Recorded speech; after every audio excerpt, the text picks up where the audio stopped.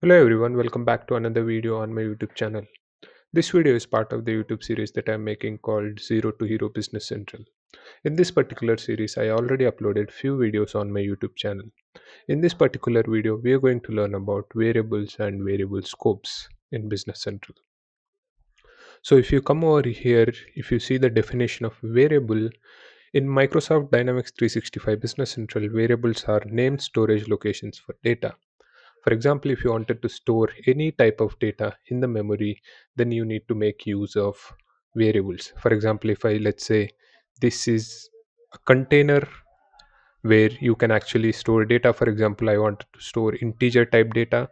Let's say 4 is an integer, and this particular container or this particular data we need to give a name, so that name can be defined as a variable. Here if I define this 4 as a, then a can be called as a variable and 4 is the actual data. So categorized as user defined, created by developers in AL code, or system defined. So there are two types of variables that we have in Business Central, and those are user defined and system defined. For example, whenever we are writing AL code, the variables that we define or the variables that we create are user defined. But there are also some variables which are already defined by the system, which can be accessed directly without creating any variable to it. Like, for example, we have rec and xrec. These are system defined variables, and those are available by default to the user to choose. So these are variables, and here you can see I have mentioned the syntax for creating variables to fundamental types like integer and complex types like objects. We have where we have different types of objects. For example, in here I have shown the object type table, for which we need to use the keyword record. But for example, if I wanted to create a variable for a code unit, then I can use code unit over here. And if I wanted to create variable for any other object like report or query, I need to use that. So in here, basically var is a keyword to define variables, and here we need to give the variable name. Like I said earlier, variable is basically name for a data, and here the data type is of record, because record can be used for tables. And here I have mentioned another type which is of type array. In here, if you see, this is the syntax that we use to create variables to array. So basically we need to give array and array size, and in here the type of the array. So this array is of type integer, and this is the array name. So these are different types of syntaxes that we can use to create variables to different types of things that are available in AL programming. So let us see this in action in code. So first let me open my project called Zero to Hero. In here we already have employee page. What I'm going to do is I'm going to create one more action button called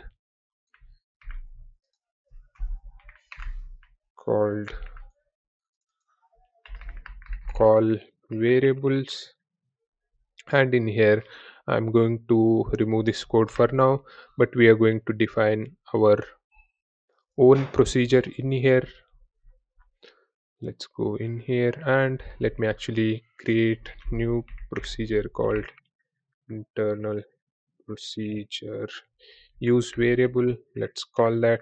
And we basically have to create variable in here. So this is the place where we actually define local variables. We are going to see the scope of variables later section of this video, but for now let us actually define variables. So for example, if I wanted to define an integer variable, like here if you see, I need to give the name of the variable, let's call that number, and I can define it as integer. So now the variable is created to the integer type. So let's take this code. Here you can see I have put a value of 10 inside my integer variable, and we are actually showing that to the user. So let us actually call this variable from our employee page. Let's copy this and let me paste in here, and let me actually go in here and copy the name of the procedure, and let's call it from here. Let's call it from here. And now let me actually publish this and let us see how this actually looks in the UI.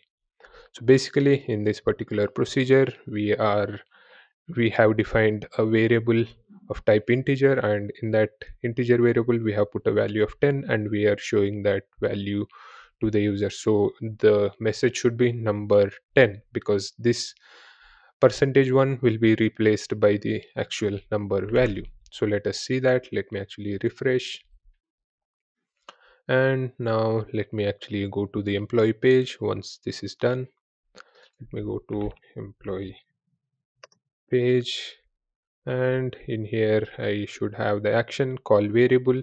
If I do this one, you can see number is 10 because we have defined the number, and in that number we have put the value 10. Now let me actually define another variable called employee variable to the table employee table, but we need to use record for tables because in a table there will be multiple records. So that's why we actually use record keyword. So let me actually do that again. We need to give the var only once, but we can actually define as many variables as we want. Like for example, I'm going to define employee to the employee table, and let's actually find a find employee rec set range. Let me actually find a particular employee name with the employee id 10. So let me actually do that. So here we basically have created a variable, and here let me actually put a filter on the employee id where the employee id is 10, and let me actually do the find first for this, and let me do the message again. Let me just copy this and let's modify this name, and let me just paste in this. So here basically now we are going to see this in action. So let me actually comment this code out and let me publish again. So basically here we have created a variable to the record employee table. So let us see that in action. Let me actually refresh this once, and now let me do the call variable, and here you can see now the name is Tulasidas. So that is how we can create variable to records. We can also see this particular thing, but we are going to cover primitive data types, complex data types and collections in later video in this particular series. So we are not going to go over this particular syntax, but you can see it is a simple syntax: variable name, array, and then the data type. Now let us actually see scope of variables. So basically scope defines if you are able to access that particular variable or not. So if you see, there are three types of scopes. One is local scope, global scope, and there are also protected variables which can be accessed by the extended object. So let us see the definition of local scope. Variables are accessible within the defined procedure. For example, if I go to the code again, in here we can say these are local variables because these variables are accessible only within this particular procedure. For example, if I wanted to access this number from this procedure, it is not possible. Let me actually copy paste this code and let us see if that is possible or not. Here it should actually give me the error. It is giving me the error saying that the name number does not exist in the current context. So the context of this particular begin and end is only these variables. So whatever the variables that are defined here will only be accessible within this begin and end, but we do not have the number variable defined, so that's why it is giving us the error. So let me remove that. So basically a local variable is accessible only within the procedure where it is defined. So here it is defined, that's why we are able to access it from here. So if you see, this is a local variable, this is also a local variable which is accessible within this particular procedure. If I wanted to access this one from anywhere else, it is going to give me the error because we are only be able to access this within this particular procedure. So that is local scope variables are accessible within the defined procedure. But there are also other variables like global scope variables are accessible within the defined object. For example, let me open the code. This is an object employee operations, and in here I have one global variable called var myint. Now let's actually try to access this from any other procedure within this particular code unit. So let me paste in here. Now you can see I do not get any error. Let me just give the value 10, and let me actually show this to user on the UI. So let me do this now. Here you can see this is a global variable which is accessible from anywhere within the object. Let's say now I wanted to access that particular variable from this particular procedure. Again, I can do that, and let me just copy this and let me just paste in here. Here also you can see it is not giving me any error, so I can actually access that global variable from any procedure from anywhere in this particular object. So let me actually comment this out and let us actually see how this looks in the UI. So let's publish this. So basically in my int I am putting the value 10, so this is a variable, and in variable I am putting the data 10. So let me refresh this again. Now let me click on call variable. Now you can see number is 10, but at this time we have used the global variable. Also we have protected variables are accessible from extended objects. For example, let's say we have this object, let us say this is one table, and to this table we have extended one more table with the table extension, and in this particular table, the main table, we have defined one protected variable. Let's call it number. This number can be actually accessible from the extended table as well. So let us actually see that in action. Let me open my VS Code. Here we can see we have employee table, and now let me actually define the protected variable over here. The syntax for that is protected var, let's say number, and it is of type integer. So basically, when you are creating protected variable, you just have to give the keyword protected var, and actually we have actually extended this particular table in our dependency app, which we have created in our previous videos.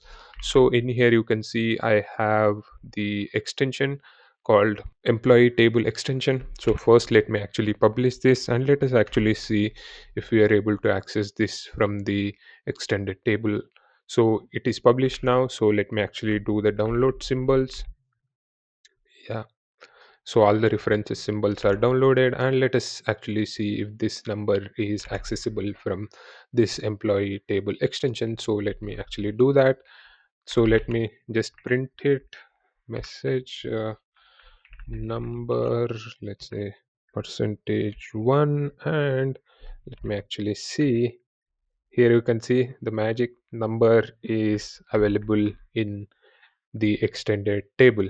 In here you can see I do not have any variable, it is a protected variable, and if I just say go to definition, it is going to employee table, which is our main table, and this is a protected variable. So let's actually publish this, and let this is not this variable is not initialized, and in here also it is not initialized. So let me actually initialize with some value, number equal to 10. The variable is actually initialized, but it is initialized with a default value of 0, but now we are giving the value 10 to the number. So let us actually confirm that. In here I'm going to paste in here. So here it is going to print me 0, but here it is going to print me 10. So let me actually publish this, and let us actually validate this employee salary. Then we can see the value of number. So let us wait for it to publish. It is published. So let me go to employee page, and let me actually do the edit, and let's say here we can validate with any value, but we are We are printing first the number is 0 because here it is initialized with default value. For integer the default value is 0, but we are putting 10 inside the number, so here it is going to give me number 10. So number 10, so that is protected variables. So that's all in this video. If you like this video, please consider subscribing to my channel. I'll be uploading more videos in this particular series called Zero to Hero Business Central. If you don't want to miss them, you should definitely consider subscribing to my channel. Thank you.